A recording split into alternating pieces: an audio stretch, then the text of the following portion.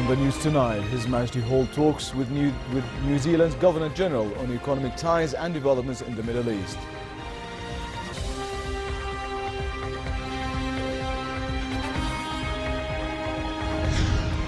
Thousands of civilians are on the move in eastern Aleppo as Syrian government forces advance.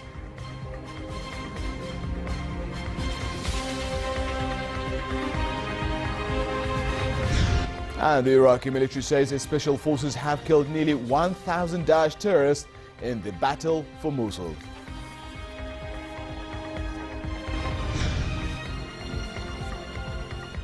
Good evening and welcome to the news at 10. His Majesty the King held talks in Wellington at the start of an official visit to New Zealand. King Abdullah and Governor-General Patsy Reddy focused on enhancing economic and trade ties between the two countries. The latest developments in the Middle East also figured high on the talks. This report has more. Economic and trade ties and political developments in the Middle East topped the agenda as His Majesty met with New Zealand's Governor-General Patsy Reddy. The talks focused on cooperation in renewable energy, agriculture, education, as well as vocational training, film industry, in addition to the exchange of expertise in the area of civil defense. The King and Governor-General Reddy agreed that the exchange of visits between private sector representatives would help explore investment opportunities in the two countries. During a dinner banquet held in honor of the King and the accompanying delegation, His Majesty voiced Jordan's keenness to boost bilateral coordination on various issues of common interest. His Majesty and the Governor-General also reviewed the Syrian crisis, as well as international efforts to reach a political solution to end the suffering of the Syrian people. The King pointed to the increasing pressure placed by the Syrian crisis on neighboring countries, including Jordan. The talks also dealt with the threats posed by terrorism and terror groups to global peace and security, as well as efforts to resume peace negotiations between the Palestinians and Israelis based on the two-state solution. The threat of terrorism should be addressed within a holistic strategy, the King stressed. Bismillahir Rahmanir Rahim. Governor-General, Sir David, distinguished guests, on behalf of myself and my entire delegation, truly we are delighted to be here in such an amazing country. And on behalf of all of us, I wanted to take this opportunity to thank all New Zealanders for the hospitality and the kindness that they've shown us since we've been here. It is all the more appreciated as your country deals with the aftermath of the recent earthquakes. We truly admire the way your people confront these challenges. New Zealanders have put your country at the heart of the world, and this country is a model for multicultural societies, and a New Zealand's engagement in global affairs has helped change history across the world. Some of you may know that this year marks the centennial of the Great Arab Revolt, the wellspring of Arab self-determination. At this historic moment, our people found a strategic partnership in the soldiers who came from almost halfway around the world. My friends, our partnership has never been more important than it is today. Our secure, stable countries thrive as part of a global system held together by cooperation, moderation, and tolerance. Yet as I speak, our world faces a virulent hostile attack from extremists who seek to destroy the values that bind our common humanity. Daesh, Al-Shabaab, Boko Haram, Abu Sayyaf, whatever their name, that threat is the same. These outlaws, we call them the Khawarij, outlaws of Islam, seek to create a fractured world of global struggle with Muslims and non-Muslims on opposite sides, mistrusting and fearing each other. This is the challenge of our lifetime. The challenge as serious as any in history. It is global, and it is for the long term. The fact is, for peace, for security, for prosperity, every region counts.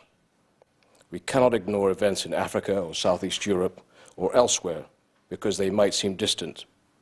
Only a collective, comprehensive effort will win. We see this in the global refugee crisis as well, and since 2011, some 2.5 million Syrian refugees have crossed into Jordan. and almost half stayed in the country. These are only the latest of millions of refugees who have sought sanctuary in our country over the past decades. So our challenges are shared, but our opportunities are also shared. To grasp them, we can and must work together, not just in security and law enforcement, but effective diplomatic solutions, peacekeeping, inclusive development, and more. My friends, in the past few years, I've been shocked by the number of global opinion makers who still don't understand Islam, the faith of almost 2 billion peaceful, productive men and women around the world. It is time to put away false perceptions. Muslims, like Christians and Jews and others, are bound by the deepest commandment of all, the love of God and the love of our neighbor. Our religion teaches us that all humanity is equal in dignity. These are the values I teach my children, the same values that I was taught, and the same values honored by Muslim homes in Jordan and here in New Zealand and around the world. Today, no less than in your proud history, your people's values and sacrifices resound worldwide. You have shown the meaning of global good citizenship in your respect for all, through humanitarian outreach, economic engagement, as well as your work for peace. We in Jordan share this cause. Count on all Jordanians as your partners and friends, and together let us help shape the future all our people expect and deserve.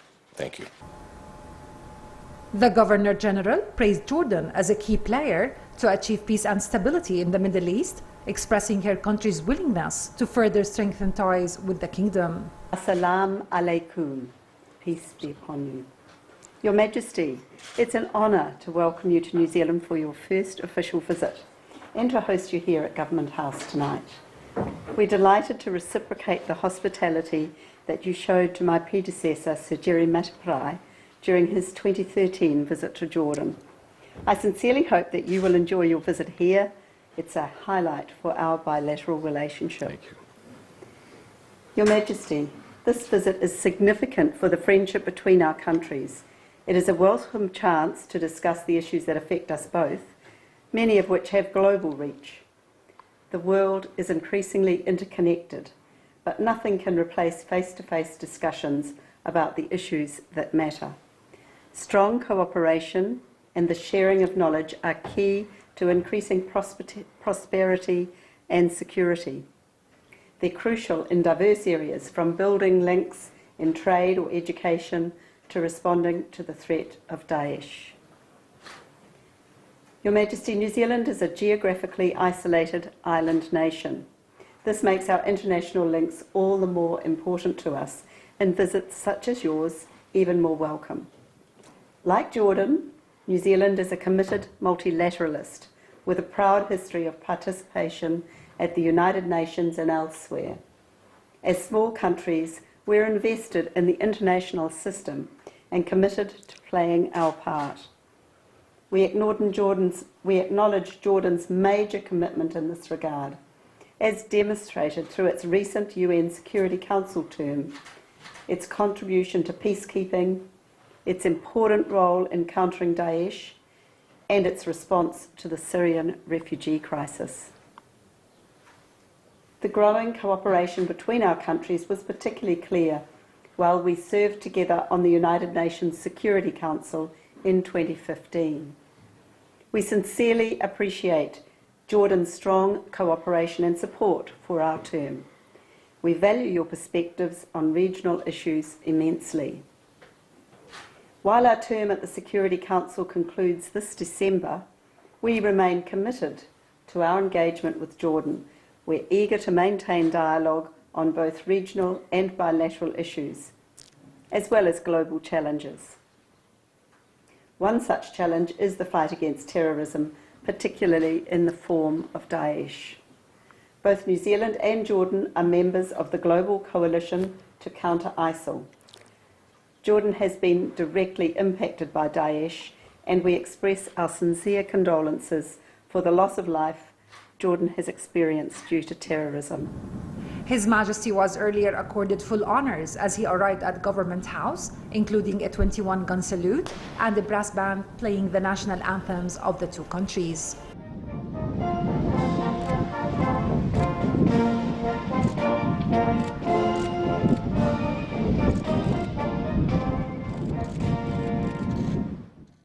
King Abdullah also visited the National War Memorial in Wellington and laid a wreath on Tomb of the Unknown Warrior. Hala Dababne for the News at 10.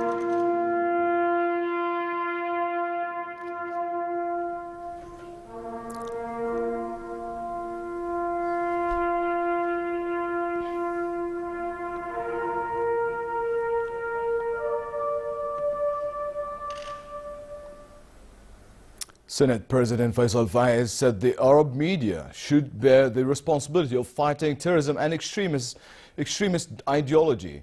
He told female Saudi journalists attending a conference of Arab women journalists that the media should have a clear vision to counter hate speech. He questioned the posting on social networks and publication on media outlets of videos, news and extremist ideology, saying in whose interest.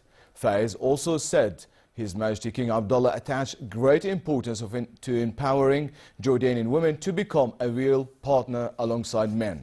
He said Jordanian laws and legislation safeguard women's rights. The Syrian army and its allies announced the capture of a swathe of eastern Aleppo from rebels. Two rebel officials said the rebels, facing fierce bombardment and ground attacks, had withdrawn from the northern part of eastern Aleppo to a more defensible front line. The Syrian Observatory for Human Rights said the northern portion of eastern Aleppo lost by the rebels amounted to more than a third of the territory they had held, calling it the biggest defeat for the opposition in Aleppo since 2012. The intensified fighting prompted thousands of residents to flee. Up to 10,000 people have sought refuge in a Kurdish-held enclave of Aleppo. Families laden with bags and carrying children were streaming into Sheikh Maqsoud, a northern district that is under the control of Kurdish forces. The civil defense in eastern Aleppo said it exhausted its fuel reserve. The United Nations World Food Programme also said it distributed all of its food supplies in eastern Aleppo. With freezing winter conditions setting in, about 275,000 people are trapped in East Aleppo. We have received a written approval from the armed groups. They will guarantee us security to get in, to get up to the front line. We've also had a verbal approval, a verbal support from the Russian side, in principle that is. Once we get that formal approval, then we are ready to move very rapidly to provide assistance into eastern Aleppo. The Iraqi military said its special forces have killed nearly 1,000 Daesh terrorists. But it said fighting has slowed as troops face a mobile enemy heading among thousands of civilians in the city. Iraqi special forces said they recaptured 6 districts of eastern Mosul. An army commander said troops had launched an operation against the militants in the Masarif and Sukkar districts on the eastern outskirts of Mosul. Heavy gunfire echoed across the neighborhood as Iraqi forces backed by armored personnel carriers cleared houses one by one to flash out Daesh terrorists who might be inside. Mosul is already ringed to the north, south and east by Iraqi government forces and Kurdish Peshmerga forces. Shiite militias are also trying to complete the encirclement from the west. France's centre-right rallied behind free market reformist François Fillon as its candidate for president. A snap opinion poll showed Fillon clear favorite to beat far-right leader Marine Le Pen in an election showdown next year. Fillon, a former prime minister, moved one step closer to the Élysée with a resounding victory over Alain Juppé in the Les Republicans' primary vote on Sunday. The ruling socialist, meanwhile, sought to quell talk of a fallout between President François Hollande and his Prime Minister Manuel Valls over which of them should seek the party ticket in the primary set for January. Opinion polls show that whoever runs for the left is likely to come a very distant third behind Fillon and the National Front leader Le Pen in the election's first round next April. Spanish police arrested 4 people suspected of involvement in a migrant network with connections to Daesh. The Interior Ministry said Daesh is believed to have used the network to smuggle militants into Europe via Turkey among migrants fleeing Syria's civil war. These have included militants involved in the November 2015 Paris attacks. The 4 are also under investigation for links to 2 people detained in Austria last year with suspected connections to the Paris attackers. Since Spain raised its national security threat alert in 2015, authorities have detained about 168 people on suspicion of involvement in militant activity.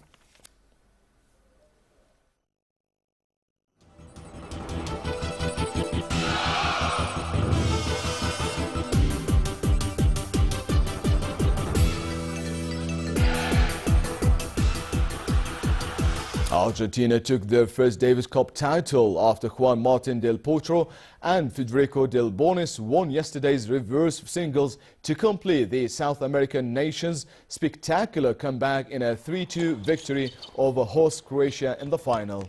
Del Potro fought back from 2 sets down to beat Marin Cilic 6-7, 2-6, 7-5, 6-4 and 6-3 before Del Bonis swept aside Ivo Karlovic 6-3, 6-4, 6-2 in the decisive rubber, sparking wild celebrations among several thousands away fans in the Zagreb arena. Argentina joined the list of Davis Cup winners after losing all 4 finals they had previously contested.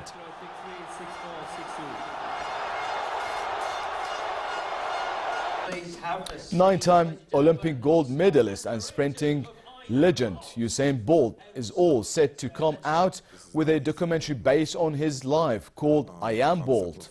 The movie is set to hit the theatres today, with Bolt scheduled to attend the premiere in London's Leicester Square. The documentary will feature archive footage of the superstar sprinter during his youth, interviews with those closest to the Jamaican, and also videos shot by the man himself while creating history on the racetrack. Turn the camera off there.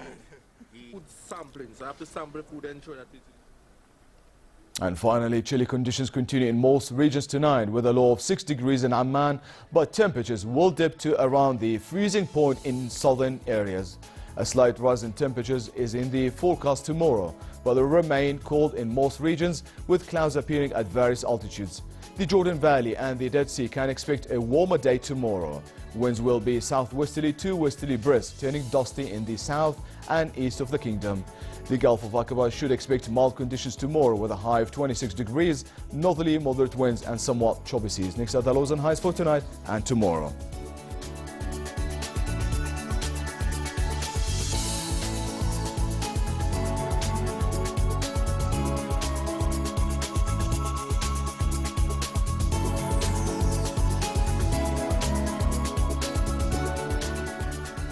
And to close, here are top stories once again. His Majesty holds talks with New Zealand's Governor-General on economic ties and developments in the Middle East.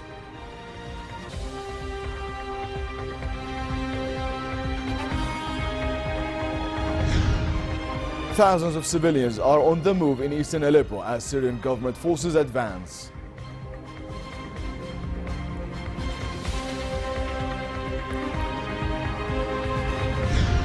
And the Iraqi military says its special forces have killed nearly 1,000 Daesh terrorists in the battle for Mosul. And with that, we come to the end of tonight's news. I'm Leo Balkar. Thank you for watching and have a good night.